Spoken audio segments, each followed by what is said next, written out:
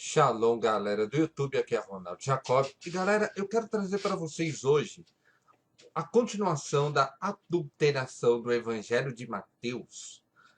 E o que eu quero falar a respeito disso é a respeito de uma postagem, de um comentário, uma discussão com o líder de uma congregação a respeito de Mateus 1, versículo 20, que dizia que José havia. A discussão era literalmente se José havia tido relações com Maria ou não. Então, eu mostrei para ele alguns textos e essa foi a resposta desse líder para mim. Ele disse que eu estava fazendo uma inferência direta a uma única palavra e desprezando todo o contexto autêntico da fala do anjo Gabriel, que está presente mesmo nos manuscritos mais antigos. Quer dizer, o manuscrito mais antigo para ele é os códex do quarto século. Ok? Tudo bem que seja o mais antigo, até o Códex Sinático seja o mais antigo, mas não quer dizer que os pais da igreja não tenham já mexido nesses livros. Ok? Mas ele quis se respaldar aí. Eu falei, tudo bem. Esse líder disse que isso era babilônica, era teologia babilônica romana. Bom, eu não sei o que é isso,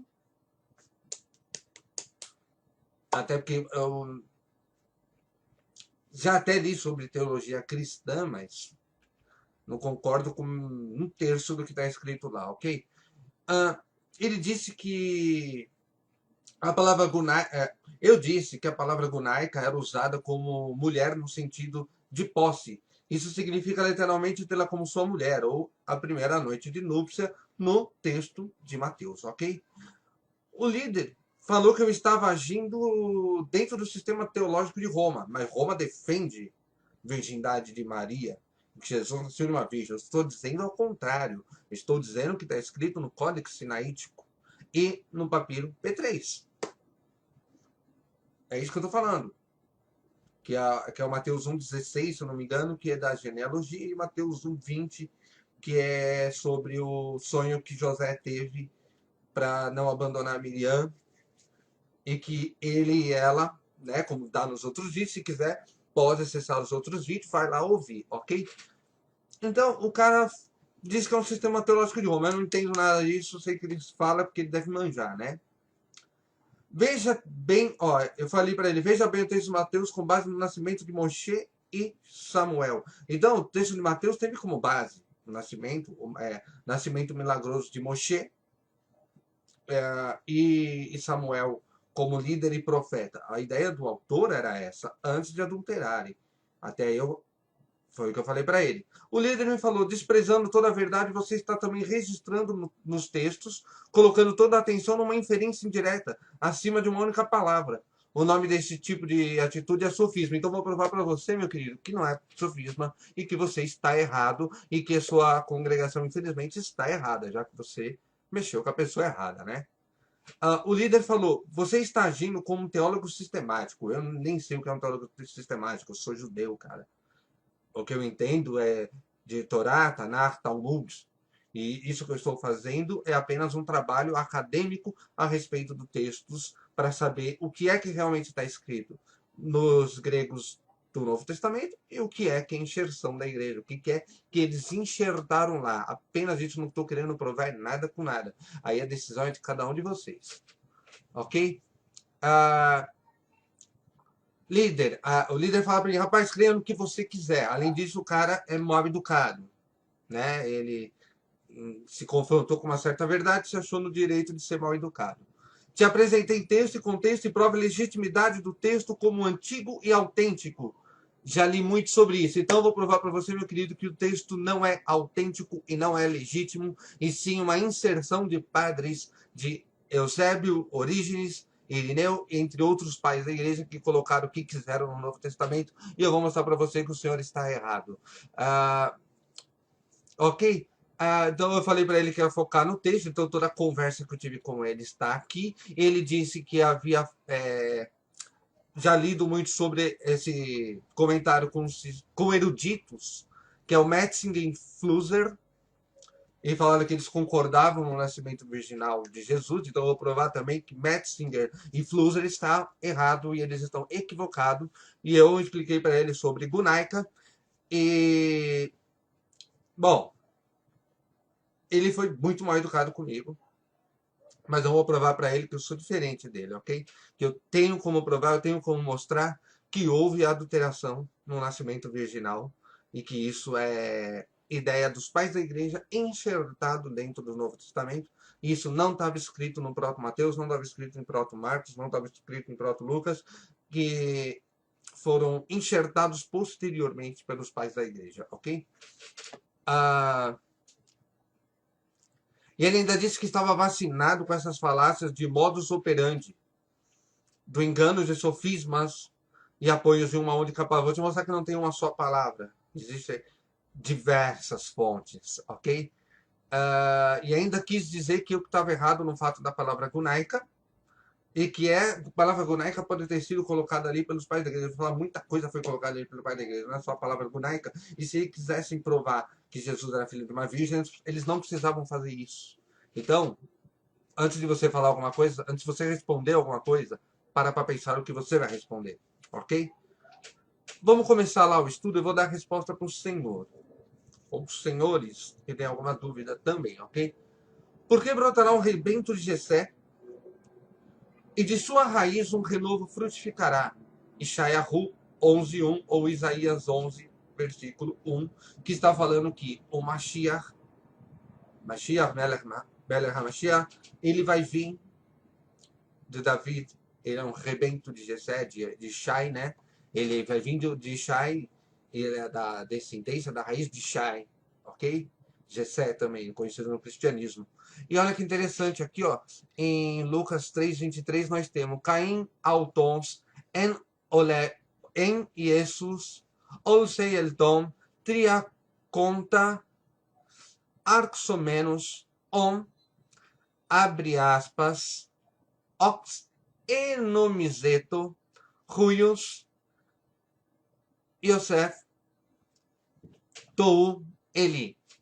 Ok? Então, literalmente, eu vou mostrar aqui no Bible Works, ok? Ó, e mesmo Jesus começava a ser quase de 30 anos, sendo como se cuidava filho de José de Eli. Mas veja que interessante que toda a palavra entre colchetes,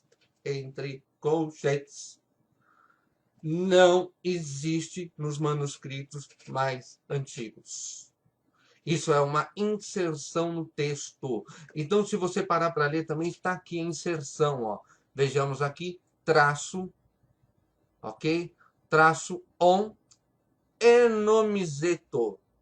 Traço. Isso não consta nos manuscritos mais antigos. Então, nós ficamos com o quê? O mesmo Jesus começava a ser de 30 anos, sendo filho de José. A enxerção não é válida, desculpa. Isso aí é enxerção dos pais da igreja, não se encontra nos textos mais antigos. E o Lucas está afirmando que Jesus é filho de José, assim como em Mateus também está afirmando que José gerou Jesus. Ok? Então vamos parar de ser enganado. Porque é o seguinte, você quer vir com prova, então você tem que mostrar aonde que está as inserções, aonde que você está depositando toda a sua confiança, meu amigo. Porque está escrito aqui, ó. Ok? Vamos continuar lá. Mateus 13:55 está escrito: não é este o filho do carpinteiro? E não se chama sua mãe Miriam e seus irmãos Jacob, Yosef, Shimon e Yehudá? Ah, mas aí os católicos dizem que era primo, não eram irmãos. Ok, no grego a palavra irmão é adelphos, ok? Então, adelphos de Yaakov, Yosef, Yehudá, Shimon e Salomé, ou Shalomer, que era irmãs de Yeshua. Então, ele tinha irmãos. Além dele, tinha mais 5 irmãos, ok? E Adelphos para primos, no grego, isso também é uma resposta para os católicos que tentam mostrar que existia lá a Sagrada Família. Eu tenho aqui mostrando para vocês que a coisa não funciona bem assim. Anepsius, primo ou parente, é no grego, e não adelphos, que é irmãos no grego, ok? E não se apresse no texto quando se refere aos irmãos de Yeshua, ele não aparece no texto. Eu até errei aqui, ó, ele não aparece no texto quando se refere aos irmãos de Yeshua, aos irmãos de Jesus, ok? Olha uma citação disso em Colossenses 4:10. Aristarcos, que está preso comigo, vos saúda. E Marcos, o primo, Anépsios, de Barnabé, acerca do qual se recebeste o mandamento, se ele for ter convosco, recebei-o. Pode ver que aqui Paulo usa a palavra anépsios para falar sobre primos. Para quem fala que não existia a palavra primos no grego, está aqui, ó. Os padres mentem para vocês também e vocês acreditam em inserções e doutrinas católicas. Vocês não acreditam no que está escrito na Bíblia, nem vai lá verificar se realmente aquilo que estão falando para vocês sim consta no grego, ok? Nos textos mais antigos, ou fica dependendo de Flusser, Metzinger e outros que têm mentalidade cristã para defender, porque são pessoas que acreditam na virgindade de Maria ou acreditam na divindade de Jesus, ok? Por quê? Porque isso é doutrina católica, ok? E se ela é doutrina católica, a Bíblia dos Senhores é feito dentro da doutrina católica. Isso quer dizer que, mesmo que for preciso adulterar o texto para que você creia neles, eles adulterarão o texto para que vocês creiam neles e vão esconder de vocês o que está escrito no grego mais antigo. É inserção. Mais uma inserção no texto, para não dizer que Jesus era filho de José. Mas, na verdade, o texto, literalmente tirando a inserção, está dizendo que José, como sendo filho de José. Jesus era filho de José e como se cuidava é inserção. Tá entre aspas, tá entre traços no grego. Isso quer dizer que não consta em nenhum manuscrito mais antigo do grego. Ok? E é interessante isso, né? O cara vem falar para mim e ele não sabe disso. Ele não foi lá pesquisar na Bíblia dele, ele disse que usa o Códex Sinaítico. Ele me passou o site do Códex Sinaítico e disse que usa o Códex Sinaítico. Então, por que, que ele não chega a essas conclusões? Porque ele acredita em virgindade divinal de Jesus. Ok?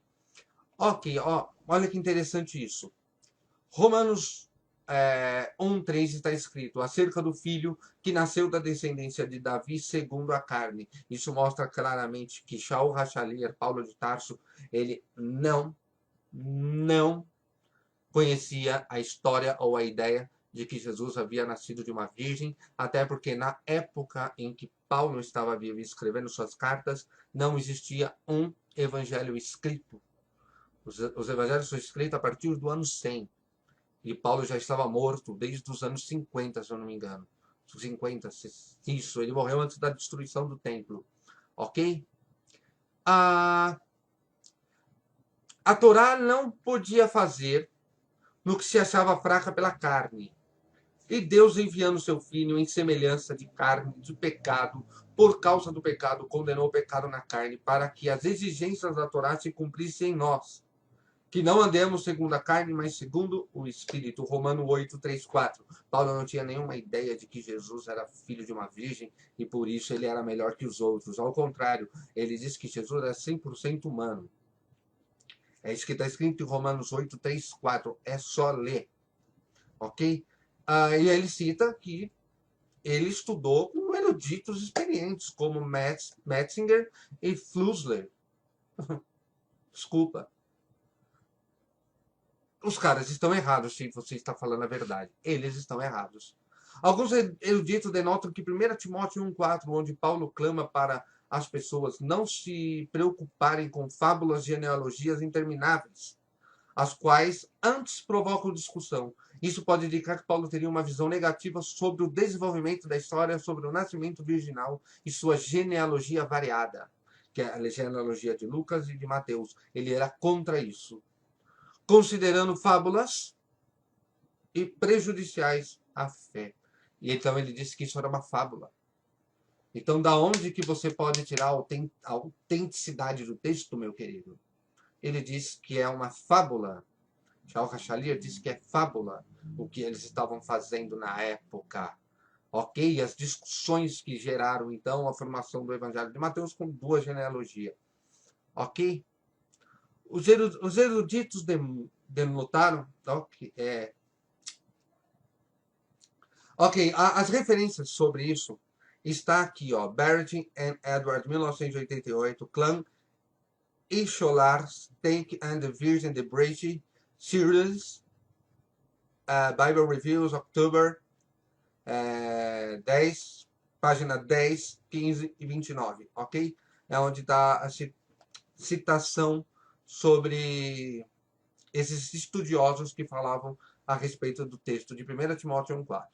De acordo com Uta Rank Heinemann, o nascimento virginal de Yeshua significava e deve ser entendido como uma alegoria para uma iniciativa especial de Deus, comparável à criação de Adão por Deus, alinhada a uma lendas e alegorias da antiguidade sobre as pessoas famosas, tendo originado de deuses, como Augusto, filho de Apolo, ou Alexandre, o grande, filho de Zeus.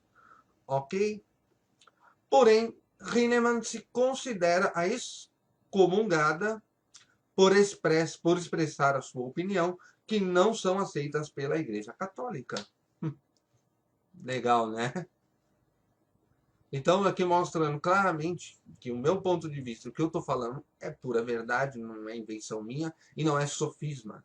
Ok? Os Ebonitas, ou os Evonins foi um grupo fundado pelo profeta Samuel, e eles chegaram a acreditar na messianidade de Yeshua. O grupo chegou a acreditar nisso aí, porque eles eram bem místicos e taxaram os Evonins de gnósticos, ok? Por quê? Porque os Evonins continuavam, como diz a história, eles eram judeus, viviam como judeus e acreditavam de uma forma meio cabalística sobre Yeshua ser o Mashiach ou não. E a igreja que adulterou os textos é que taxaram eles como herege, ok? Agora, vai saber quem era herege de verdade? Não foram os Evonistas que saíram matando em favor de sua própria fé. Ok? Então, nós temos aqui os Evonins foram considerados hereges gnósticos pelos pais da Igreja Romana por não aceitarem a doutrina de que Jesus é o Filho literal de Deus. Os escritores católicos antigos, chamados pais das igrejas, escreveram a respeito dos Evonins e descreveram a crença e as práticas dos Ebonitas, os Ebonitas. Pelo escrito dos pais da igreja, vemos que os Ebonitas diziam o seguinte: este evangelho usado pelos Ebonitas às vezes era referido pelos pais da igreja como o nome de Evangelho segundo os Hebreus. Isso está em Eusébio de Cesareia, História Eclesiástica, capítulo 3, versículo 27 e 4, e Epifânio contra as heresias, 29, versículo 9. Ok? Ou como o Evangelho segundo Mateus, Irineu contra as heresias, capítulo 1, 26 a 2, 2, 1, 26 e 20. E 2 ou 3. Não, Irineu contra as heresias, capítulo 1, versículo 26, capítulo 2 e 3 a 11, 7. Ele é referido por algumas pessoas com o nome de Evangelho dos Ebonitas, ou Evangelho dos Eboninos. Ok? O diálogo com Trifão também é muito importante saber o diálogo de Trifo, com Trifo, né? Que o Justino Marte teve esse diálogo com o judeu Trifo a respeito do nascimento virginal de Jesus. O diálogo Trifão, o judeu Justino faz o uso da tipologia, isso quer dizer, é uma tipologia, ele é um tipo, não é cumprimento nenhum de profecia, ele é um tipo, para provar a sua argumentação, isto é, não usa literalmente o texto ou linguagem poética, mas usa a tipologia. Quer dizer, tipologia necessariamente não é uma verdade. Não é uma verdade, é só uma ideia do autor. É só uma concepção do autor. E novamente Trifão disse, esse é o diálogo com Trifo. Aqueles que afirmam que ele foi um homem e foi ungido por eleição, então se tornou Cristo, parece-me falar de forma mais plausível do que você, que crê nas opiniões expressas. Pois todos nós esperamos que o Cristo seja um homem nascido de homens, e Elias ungirá quando ele vier. Essa é a fé judaica. Mas se este homem parece ser o Cristo e deve certamente ser conhecido como o homem nascido de homens, mas como Elias não veio, eu deduzo que este homem não é o Cristo. Mas o Cristo, o Messias, se ele realmente nasceu e existisse em algum lugar, ele é desconhecido. Nem mesmo sabe quem é. E não tem o poder até que Elias venha ungí-lo e fazê-lo se manifestar a todos. E vocês, tendo aceitado um relato sem base, inventaram Cristos para si mesmos. E pela causa dele, estão imprudentemente perecendo ou morrendo, né? E novamente Trifão disse: aqueles que afirmam que ele foi um homem e foi ungido por eleição, então ele se tornou o Cristo, parece-me falar de forma mais plausível do que vocês. Quer dizer, está falando de quem? Dos nazarenos, que existiam ainda na época e eram judeus, e os evoninhos, ok? E também os seguidores do caminho, que se localizavam na Antioquia. Todos eram judeus. Isso aí também para falar a respeito daqueles que afirmam que Jesus e o judaísmo não tem nada a ver, já mostra aqui que os primeiros seguidores todos eram judeus e todos acreditavam nisso, ok? Ah, então, mas se esse homem parece ser Cristo, ele deve certamente ser conhecido como o homem nascido do homem, pois Elias ainda não veio. Ok, eu voltei a leitura lá em cima.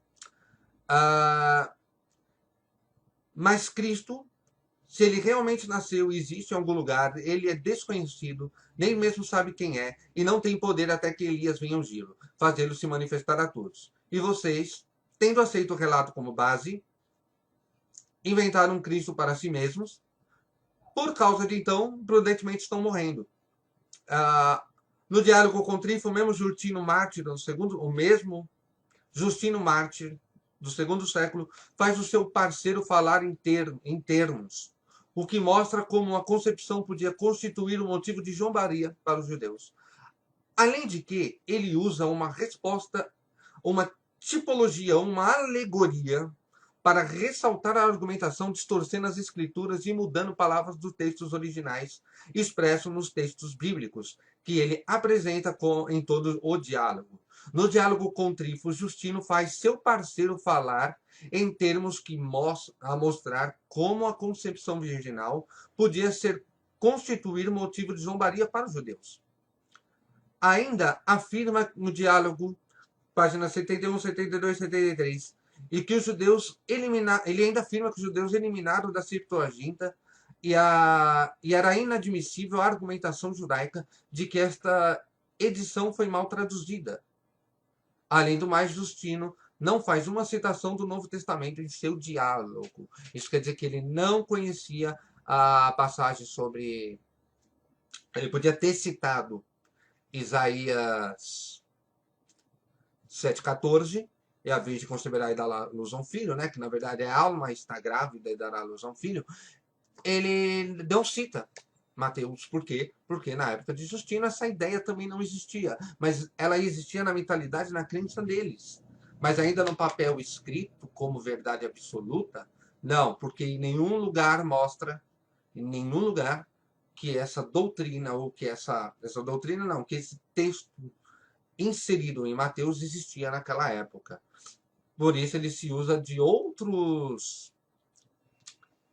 ideias, distorcendo textos e ainda dizendo que os judeus deturparam a Septuaginta, que é um absurdo, até porque os 70 eles só traduziram a Torá e os Terrilim, a Torá e os Salmos. Quer dizer, o Pentateuco e os Salmos. O resto dos textos foi a igreja quem traduziu. Inclusive, a igreja traduziu para o grego Isaías do hebraico. Não foram os judeus. Aí o Justino também já está pisando na bola contra a história, né? É lógico, mas também provavelmente alguém falou isso para ele também e ele acreditou. A primeira figura histórica mais próxima de Jesus, que tinha a reputação de ter sido gerado por um deus, é Platão. O gigante é um dos filósofos gregos que era considerado não o filho de Ariston, mas de uma visão que se apresentou em Antifictonia, a mãe de Platão, na forma de Apolo, o deus da luz, ou deus sol, Orígenes citando contra Celso, capítulo 6, capítulo 6 a 8, ok? Então, essa passagem de que Platão, sendo um homem importante, era filho de Apolo, e que Ariston não teve contato com Anficotionia, que era a mãe de Platão, isso já existia naquela época, e isso é citado em Orígenes contra Celso. Além da reconta, como Celso afirma que antes do nascimento de Platão, Ariston, seu pai, foi impedido de manter relações sexuais com sua mulher até que ela desse à luz a criança que fora gerada por Apolo, o deus Sol, ok? Orígenes Ibid 1:37. Um curioso paralelo, uma observação de Mateus, segundo o qual José não conheceu Maria enquanto ela carregava Yeshua em seu ventre. Enquanto ela carregava Jesus no ventre, Mateus 1:25 é totalmente um enxerto dos pais da igreja. Ok? Isso é um enxerto dos pais da igreja. É provado que eles tiraram da lenda do nascimento de Platão e inseriram esse texto no Novo Testamento, porque eles consideravam, eles eram filósofos. Cara, ninguém lembra, mas os pais da igreja eram filósofos gregos. E se eles consideravam Platão o maior e começaram a achar que Jesus era maior que Platão, então eles transportaram esta lenda de Platão, nascido filho de Apolo, com uma mulher que era casada, mas o pai foi impedido de ter relações sexuais com ela. Eles cataram esta lenda e inseriram no Novo Testamento. Então eu falo para você, meu líder congregacional, que disse que o texto era 100%. Como é que você falou lá? Que o.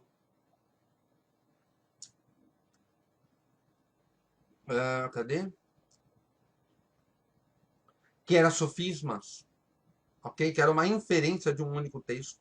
Você disse que estudou que leu Metzinger e Flussler, ok? E ainda disse que eu é que estava mentindo sobre Jesus não ter nascido de uma virgem e que o texto era 100% confiável. Ok? Você disse que o texto era 100% confiável. Eu não estou achando aqui.